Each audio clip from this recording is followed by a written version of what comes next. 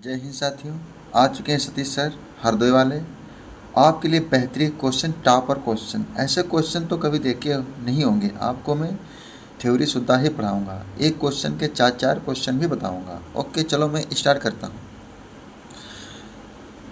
सन 1853 में भारत की पहली यात्रा ट्रेन कब चली थी? बताओ, पहली यात्रा ट्रेन कब चली थी? मुंबई से ठाणे के बीच, कोलकाता से अलीपुर के बीच, और कोलकाता से दमन के बीच, मुंबई से पुणे के बीच। तो आप बता सकते हैं कब चली थी? तो इसमें आंसर नंबर तो है मुंबई से ठाणे के बीच, ठीक है। पर इसमें ये कब चली थी? ये 16 अप्रैल 1853 में चली थी। 16 अप्रैल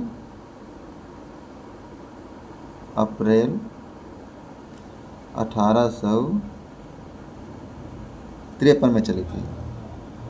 इसकी दूरी कितनी है? दूरी पूछे तो कितनी है? ये 34 किलोमीटर है। कितनी दूरी है? 34 किलोमीटर। कितनी दूरी है? 34 kilometre. Very good. Question number next चलते हैं। क्वेश्चन नंबर नेक्स्ट क्या कहता है? एशिया का सबसे बड़ा पशु मेला आयोजित होता है सोनपुर में, पुष्कर, नासिक, हरिद्वार। तो इसमें आंसर नंबर कौन सा सही है? कहाँ आयोजित होता है? क्वेश्चन नंबर आंसर तो एक सही है। पर लेकिन इसमें एक क्वेश्चन जैसे कि इसमें कहता है कि एशिया का सबसे बड़ा पशु मेला सोनपुर में आयोजित होता है। और सोनपुर में, जो बिहार के सोनपुर में हर साल कार्तिक पूर्णिमा यानी नवंबर दिसंबर में लगता है। कहाँ? नवंबर दिसंबर में लगता है। यह विश्व में आयोजित किया जाने वाला अपनी तरह का एकमात्र मेला है। हाथी बाजार इस मेले के प्रमुख आकर्षक है। हाथी बाजार कौन सा है? हाथी बाजार आकर्षक है, आकर्षक है। चलो क्वेश्चन नंबर नेक्स्ट पे चलते हैं। नेक्स्ट क्या कहता है? राष्ट्रीय एकता परिषद की स्थापना कब हुई थी? क्वेश्चन नंबर 3 क्या कहता है? राष्ट्रीय एकता परिषद की स्थापना कब हुई थी? 1961 में हुई थी, 1971 में हुई थी, 1981 में हुई थी, 1951 में हुई थी। मैं साथियों आपको इतना आराम से पढ़ाता हूँ ताकि हर क्वेश्चन आपको समझ में आ सके। चलो जल्दी से जल्दी आंसर दीजिएगा, जल्दी से जल्दी आंसर, रैपिड एंड फायर। जल्दी से जल्दी दीजिएगा आंसर नंबर 1961। Very good. सही जवाब क्या है? 1961। पर लेकिन इसमें क्या कहता है? यानी राष्ट्रीय एकता परिषद यानी NIC क्या कहता है? NIC की स्थापना 1900 NIC की स्थापना कब हुई थी? इसकी भी 1961 में हुई थी। अनेकता में एकता के सिद्धांत पर केंद्रीय सरकार द्वारा दिल्ली में हुई राष्ट्रीय सभा में लिए गए निर्णय के साथ हुआ था। इसमें अध्यक्ष के रूप में प्रधानमंत्री, केंद्रीय गृह मंत्री, राज्यों के प्रमुख मंत्री होते हैं। राजनीतिक दलों में 7 सदस्य तथा प्रधानमंत्री द्वारा मनोनीत 7 अन्य सदस्य शामिल होते थे। राष्ट्रीय एकता परिषद सांप्रदायिकता, जातिवाद, क्षेत्रवाद की समस्याओं को दूर करने के तरीकों की तलाश करता था। क्या करता? दूर करने की तरीकों को तलाश करता था। ओके, नेक्स्ट क्वेश्चन पे चलते हैं। नेक्स्ट क्वेश्चन क्या कहता है? समता के अधिकार का उल्लेख संविधान के किन अनुच्छेदों में मिलता है? अनुच्छेद 14 से 18 में मिलता है, अनुच्छेद 23 से 24 में मिलता है, अनुच्छेद 25 से 28 में मिलता है, अनुच्छेद 19 से 22 में मिलता है। तो क्वेश्चन नंबर 4 का इसमें आंसर कौन सा सही है? इसमें आंसर तो सही है ए वाला। कौन सा सही है? आंसर नंबर ए वाला सही है। ओके।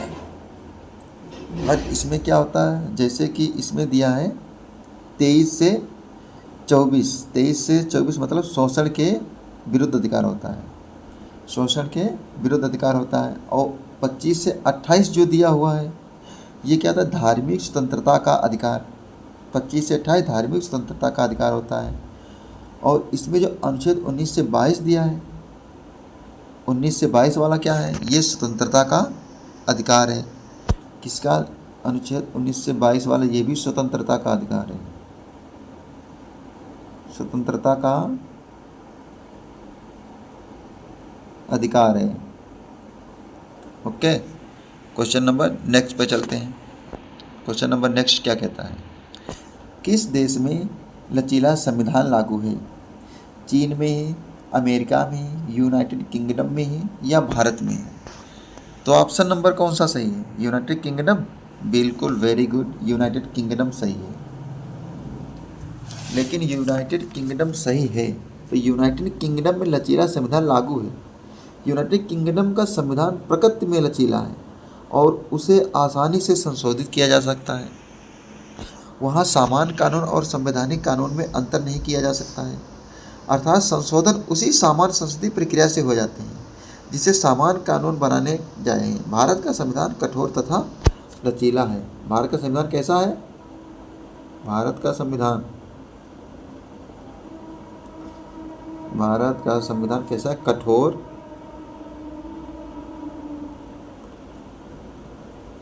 तथा लचीला है।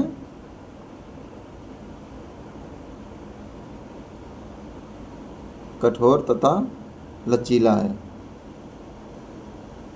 ओके, कौन सा है, कठोर तथा लचीला है। तो इसमें आंसर नंबर कौन सा सही है, यूनाइटेड किंगडम। चलो क्वेश्चन नंबर नेक्स्ट पे चलते हैं। क्वेश्चन नंबर नेक्स्ट क्या कहता है, निम्नलिखित में से किस प्रदेश में रेडियर पाया जाता है, गर्म मरुस्थल में पाया जाता है, मानसून में पाया जाता है, टैगा में पाया जाता है, टुंड्रा प्रदेश में पाया जाता है। कहाँ पाया जाता है बताइए जल्दी से जल्दी। क्वेश्चन नंबर 6, क्वेश्चन नंबर 6 क्या कह रहा है, कहाँ पाया जाता है, टुंड्रा प्रदेश में जाता है। टुंड्रा प्रदेश में पाया जाता है। रेडियर टुंड्रा प्रदेश के निवासियों के लिए ही परिवहन और माल ढुलाई के काम में आते हैं। ठंड से बचने के लिए यहाँ के निवासी रेडियर की खाल पहनते हैं।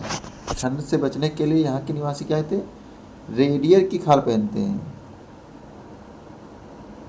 रेडियर की ये खाल पहनते हैं, निवासी ही लोग ठंड से बचने के लिए रेडियर की खाल पहनते हैं और रूप में रेडियर के मांस तथा दूध का उपयोग करते हैं। नेक्स्ट क्वेश्चन चलते हैं। नेक्स्ट क्वेश्चन नंबर 7, निम्नलिखित में से कौन सा एक शीतोष्ण घास प्रदेश नहीं है।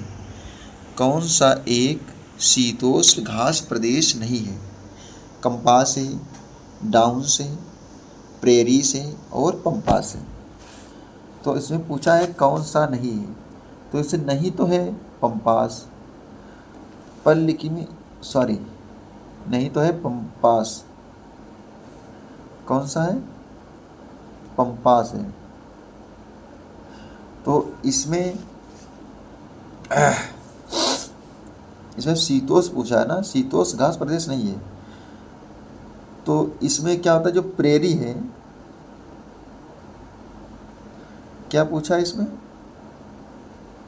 Prairie. Okay okay okay okay, pampas. अच्छा, जो यहाँ पे जो पंपास है ये कहाँ की है, ये अर्जेंटीना की है। कहाँ की, अर्जेंटीना की है। और ये प्रेरी होती है, ये क्या की है, जो प्रेरी है ये उत्तरी अफ्रीका की है। कहाँ की है, उत्तरी अफ्रीका की है। ओके, चलो क्वेश्चन नंबर नेक्स्ट पे चलते हैं। नेक्स्ट क्या कह रहा है, जनसंख्या के आधार के अनुसार बृहत्तम महाद्वीप कौन सा है। जनसंख्या के आधार के अनुसार उत्तरी अमेरिका है, एशिया है, अफ्रीका है, यूरोप है। कौन सा आंसर सही है, क्वेश्चन नंबर 8 यानी एशिया। वेरी गुड, एशिया सही है। जनसंख्या के आकार के अनुसार बृहत्तम महाद्वीप एशिया सही है, लेकिन यह पृथ्वी के कुल क्षेत्रफल के 1/3 भाग में फैला है। क्षेत्रफल के कितने भाग में फैला है, 1/3 भाग में फैला है। ठीक है। पश्चिम में यूराल पर्वत है जो इसके यूरोप से अलग करता है। यूराल पर्वत यूरोप से अलग करता है। यूरोप एवं एशिया के संयुक्त भूभाग को यूरेशिया, यूरोप प्लस एशिया कहा जाता है। यूरेशिया, यूरोप प्लस एशिया कहा जाता है। यूरोप प्लस एशिया कहा जाता है। यूरोप प्लस एशिया कहा जाता है। नेक्स्ट क्वेश्चन चलते हैं। नेक्स्ट क्वेश्चन क्या कहता है? भारत में थारो जनजाति कहाँ निवास करती है? उत्तर प्रदेश के तराई क्षेत्र में, उत्तराखंड में, झारखंड में या थार मरुस्थल में? तो इसमें आंसर कौन सा सही है? क्वेश्चन नंबर 9, उत्तराखंड के तराई क्षेत्र है। बिल्कुल, वेरी गुड, बहुत बढ़िया आंसर है आपका, उत्तराखंड के तराई क्षेत्र में। लेकिन यहाँ पे जो थारू जनजाति उत्तर प्रदेश के तराई क्षेत्र में निवास कर रहे हैं वाली जनजाति है जो पश्चिम में नैनीताल, उत्तराखंड से लेकर पूर्वी देवरिया जनपद तक पाई जाती है। पूरी देवरिया जनपद तक पाई जाती है। हिंदुओं के सभी त्यौहार मनाते हैं या दीपावली के त्यौहार को शोक पर्व के रूप में मनाते हैं? दीपावली के त्यौहार को ये लोग शोक पर्व के रूप में मनाते हैं। शोक पर्व के रूप में मनाते हैं। नेक्स्ट क्वेश्चन पे चलते हैं। नेक्स्ट क्वेश्चन क्या कहता है? क्वेश्चन नंबर 10, भिलाई इस्पात संयंत्र स्थित है? झारखंड में स्थित है, छत्तीसगढ़ में स्थित है, उड़ीसा में स्थित है या मध्य प्रदेश में स्थित है? तो इसमें आंसर नंबर कौन सा सही है? झारखंड में या छत्तीसगढ़ या उड़ीसा या मध्य प्रदेश में? क्वेश्चन नंबर 10, क्वेश्चन नंबर 10 यानी छत्तीसगढ़ में। वेरी गुड, छत्तीसगढ़ में सही है। पर यहाँ पे दूसरी बात, यानी भिलाई इस्पात संयंत्र भारत के छत्तीसगढ़ के भिलाई में स्थित इस्पात कारखाना है।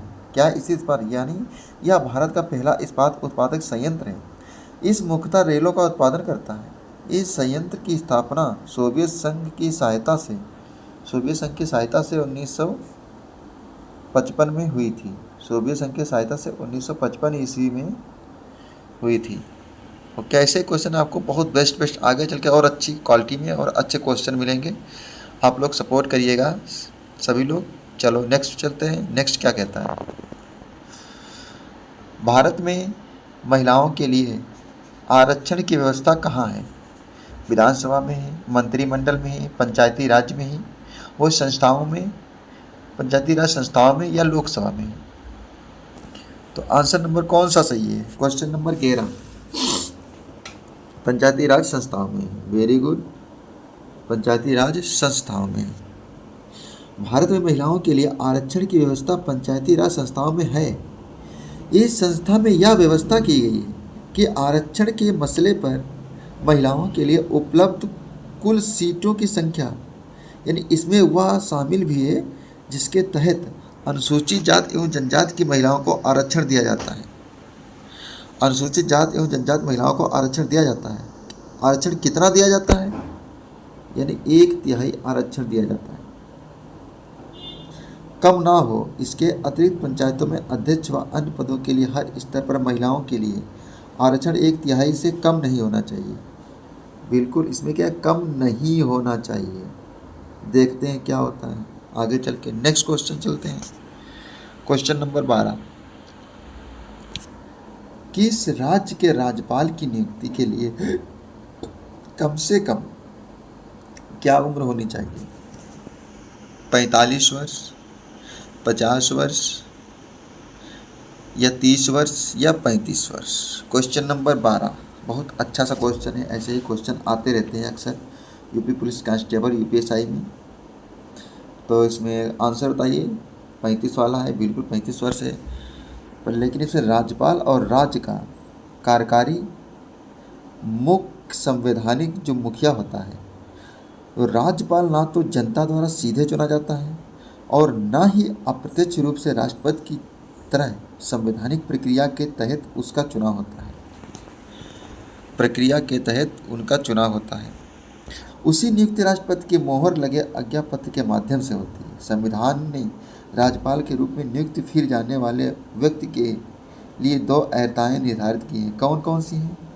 उसे भारत का नागरिक होना चाहिए, नंबर 1 है उसे भारत का नागरिक होना चाहिए, नंबर 1 है। और नंबर 2 क्या है? वह 35 वर्ष की आयु पूर्ण कर चुका हो, यानी 35 वर्ष की आयु जो पूर्ण कर चुका हो। Very good. चलो क्वेश्चन नंबर नेक्स्ट चलते हैं। क्वेश्चन नंबर नेक्स्ट क्या कहता है? क्वेश्चन नंबर नेक्स्ट कहता है कि सूची 1 और सूची सेकंड का सम्मेलन करते हुए सही कोड चुनें। भारतीय संघ, राज्य, तो इसमें सूची को सही मिला लीजिए आप। भारतीय संघ क्या है, राज्य किसको मिलेगा, नगर निगम किसको मिलेगा, ग्राम पंचायत किसको मिलाना पड़ेगा? तो इसमें क्या है, भारतीय संघ किसको, प्रधानमंत्री को मिलाना पड़ेगा। भारतीय संघ किसको मिलाना पड़ेगा, प्रधानमंत्री को मिलाना पड़ेगा। Very good. भारतीय संघ प्रधानमंत्री को मिलाना पड़ेगा, बिल्कुल सही है। राज्य राज्यपाल को मिलाना पड़ेगा, बिल्कुल सही है। और नगर निगम मेयर को मिलाना पड़ेगा, बिल्कुल सही है। ग्राम पंचायतें सरपंच को। Very good. नेक्स्ट क्वेश्चन चलते हैं। क्वेश्चन नंबर 14 क्या कहता है? अनुच्छेद 356 का प्रथम प्रयोग कब और कहाँ हुआ था? केरल 1959 में हुआ था, बी जम्मू कश्मीर 1956 में हुआ था, सी मध्य प्रदेश 1957 में हुआ था, डी बिहार 1958 में हुआ था। तो जल्दी से क्वेश्चन बताइएगा, इसमें आंसर कौन सा सही है। क्वेश्चन नंबर 14 यानी केरला 1959 में, केरला 1959 में, यानी अनुच्छेद 356 का प्रथम प्रयोग 1959 में केरल में ही हुआ था, बिल्कुल। नेक्स्ट क्वेश्चन चलते हैं। यह प्रथम प्रयोग हुआ था, सही बात, ओके। चलते हैं नेक्स्ट। क्वेश्चन नंबर 15 क्या कह रहा है? नगर निगम द्वारा कौन सा कर लगाया जा सकता है? गृह कर लगाया जा सकता है, चुंगी कर, या उपयुक्त सभी, या मनोरंजन कर लगाया जाता है। क्वेश्चन नंबर 15 क्या कहता है? क्वेश्चन नंबर 15 जल्दी से जल्दी आप बताइएगा। उपयुक्त सभी, उपयुक्त सभी, वेरी गुड। ये भी और ये भी, ओके। चलो क्वेश्चन नंबर, इसे मैं आप लोगों को मैं थोड़ा और बताता हूँ कि नगर निगम जो सर्वोच्च शहरी स्थानीय व्यवस्था है, प्रायः 5 लाख से अधिक जनसंख्या वाले शहर में नगर निगम बनता है। कितने जनसंख्या वाले शहरों में? 5 लाख जनसंख्या वाले शहरों में, जनसंख्या वाले शहरों में नगर निगम बनता है, नगर निगम बनता है, जिसे मेयर या महापौर कहते हैं। नगर निगम शहर में निजी मकान या जमीन पर गृह कर लगाती है। निजी नगर और नगर में गृह कर लगाती है। नगर निगम चुंगी कर भी लगा सकती है। इन करों के अलावा किसी भी मनोरंजन पर टैक्स कर ले सकती है, जैसे फिल्मी प्रदर्शनी, सर्कस, नौटंकी आदि। इसमें तो उपयुक्त सभी था, इसमें कौन सा सही था? उपयुक्त सभी था। तो देखिए साथियों, आज की क्लास यहाँ पे विराम होगी। आपकी क्लास मेरी अच्छी लगी तो लाइक एंड शेयर और सपोर्ट ज़रूर करें, दोस्तों को शेयर कर दीजिएगा। आगे ऐसे कंटेंट बहुत बेहतर मिलेगा। Thank you everyone, bye.